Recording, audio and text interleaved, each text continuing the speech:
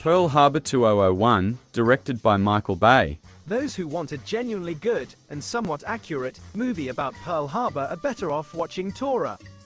Tora. From 1970, rather than the infamous Michael Bay-directed film, simply called Pearl Harbor. It's a notoriously long and drawn-out movie, and doesn't really strike much by way of balance between its love triangle plot and the wartime scenes involving the attack on Pearl Harbor.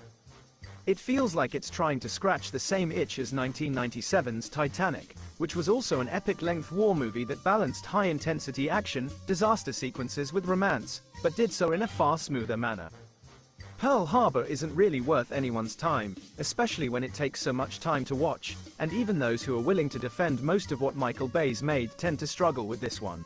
Alexander 2004, directed by Oliver Stone. Oliver Stone has made a handful of good historical, biographical films in his time, but Alexander was not one of them. It can't be faulted for its ambitions, given it's an epic that runs between 167 and 214 minutes, depending on which one of the 4 cuts you watch, and spans a great many years in its attempt to tell the life story of Alexander the Great. There are aspirations for greatness, but this Alexander movie is not great at all, sadly.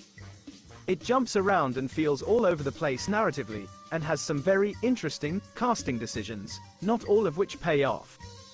At its worst, Alexander can also be very boring. Some of the technical qualities, and the admittedly impressive scale of the battle sequences, do prove to be small glimmers of light, quality in an otherwise dim film.